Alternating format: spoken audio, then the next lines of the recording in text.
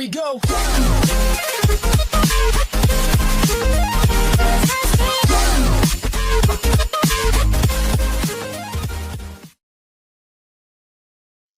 Okay, hello everyone. आज मैं ये छोटे से एक क्या बोलते हैं ना उसको, झटपट वीडियो में आपको क्या सिखाने वाला हूँ या क्या समझाने वाला हूँ इस, कभी भी आप कोई भी सब्जेक्ट पढ़ते हो ना, whenever you want to study a subject, you should know कि वो सब्जेक्ट तुमको क्या सिखा रहा है, बराबर ना। फॉर एग्जाम्पल अभी मेरे इसमें अगर मैं स्कूल में जब था तो उसमें मुझे मेरे फेवरेट सब्जेक्ट्स क्या होते थे मालूम? History, geography. क्यों? क्योंकि मुझे मालूम था कि ये सब्जेक्ट मेरे को क्या सिखा रहा है। मेरे को कभी अलजेब्रा ज्योमेट्री पसंद आया ही नहीं। वो स्पेशली वो ज्योमेट्री में था कि अलजेब्रा में था, क्या मालूम, एक टॉपिक था, टॉपिक का नाम था ट्रिग्नोमेट्री। मेरे को आज तक वो मालूम ही नहीं। क्यों? क्योंकि मेरे को मालूम ही नहीं भाई वो क्या सिखाना चाहता था, उसके लाइफ का मकसद क्या था। मेरे लिए बात कर रहा हूँ, मेरा परसेप्शन है, मुझे नहीं समझता था वो क्या है। बट एक चीज मुझे समझ गया when I was a student is कि you should know what the subject wants to teach you. तो SYJC का जो OCM है ना, SYJC का सेकेंड ईयर जूनियर कॉलेज का जो OCM है ना, उसमें कोई भी चीज को समझने से पहले, मतलब डायरेक्ट सब्जेक्ट के अंदर कूद ही मारने से पहले तेरे को मालूम होना चाहिए सब्जेक्ट क्या सिखा रहा है। सो फॉर एग्जांपल ये सब्जेक्ट में टोटल है 1 2 3, 1 मिनट में ये वाले एंगल पे आ जाता है तो ताकि ज्यादा समझ में।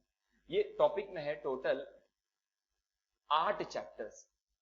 देयर आर 8 चैप्टर्स और 8 चैप्टर का जो सिंक्रोनाइजेशन है ना, जो टॉपिक के टॉपिक टू टॉपिक है ना, क्या क्या अलग लेवल पे। जैसे कि फॉर एग्जांपल इसका पहले ही चैप्टर का नाम है प्रिंसिपल्स ऑफ मैनेजमेंट।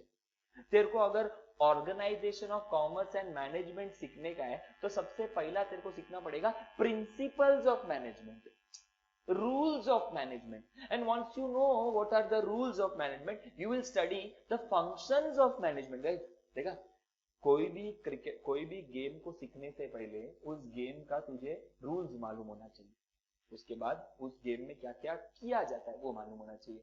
तो मैनेजमेंट सीखने के लिए you should know the principles.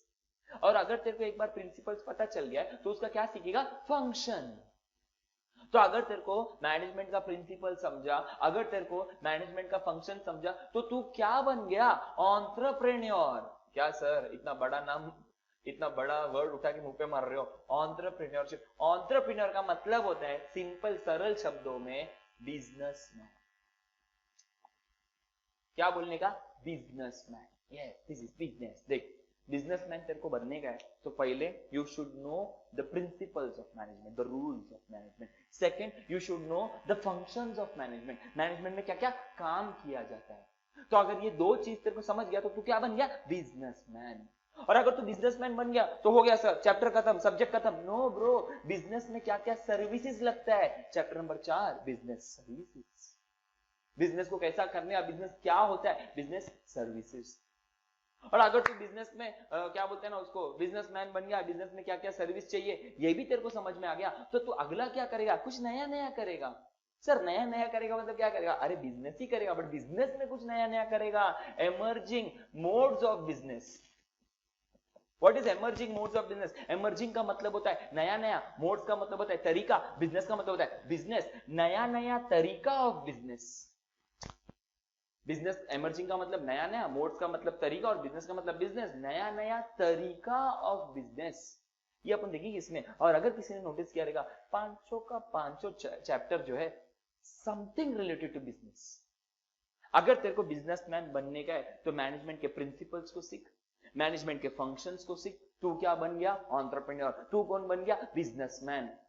और अगर तू बिजनेसमैन बन गया तो बिजनेस के सर्विसेज क्या है ये जान, बिजनेस में क्या क्या नए किया जाता है ये जान। क्या सर जब से देख रहा हूं आप SYJC के OCM में सिर्फ बिजनेस बिजनेस, पैसा कमाओ वही करते जा रहे हो। नहीं भाई, रुको जरा, सबर करो, क्योंकि बिजनेस के आगे तेरे को क्या सिखाया जाएगा मालूम? सोशल रिस्पॉन्सिबिलिटी, सामाजिक सेवा, समाज के लिए जिम्मेदार बनना।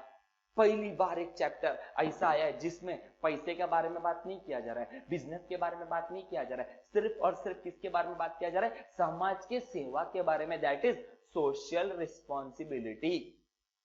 तू कितने लोगों को यहां पर सेवा करेगा, इस चैप्टर में इसके बारे में बात किया गया। और इसमें एम्प्लॉयज के लिए सेवा करेगा, कंज्यूमर के लिए सेवा करेगा।